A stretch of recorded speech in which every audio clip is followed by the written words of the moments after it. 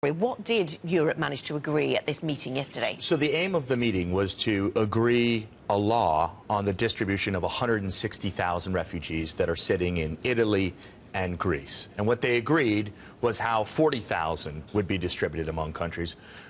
What they failed to agree was the other 120,000 that they were hoping to address, how to distribute them with quotas. They wanted to get consensus. They wanted unanimity among the 28 members of the European Union. They got a majority to agree. So going forward, they agreed that they would meet again on October the 8th, which is quite a while from now.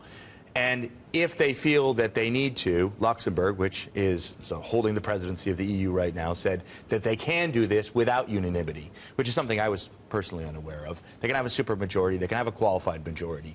But then, of course, that gets at the whole issue of unity within the European Union and would be kind of losing face for the bloc as a group. So a bit of a political setback with, in particular, the Eastern European countries, Slovakia, the Czech Republic, and finally Hungary saying, we don't agree to this. Yeah, there's some hotspots here. There's some key countries that are at the epicenter of this. Yes. And we talk about division within Europe. The divisions are quite big. Yeah, I mean, I would say Hungary is out there as a big critic of this idea of this refugee distribution plan.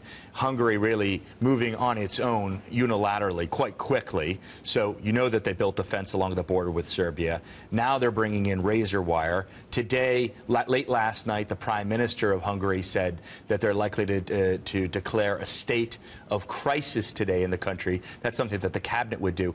If they do that would give the military, which is being moved to the border, even more of a mandate.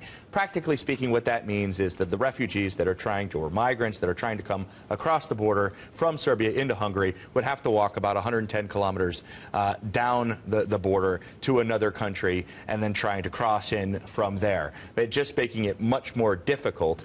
And now, what you saw yesterday was a lot of refugees, migrants, basically cutting through the fence. There's, like in one stretch, I read there were about 17 breaches of this fence that the Hungarians just built. Now it'll be a crime punishable by a prison sentence or by deportation if you try to cut through the razor wire fence.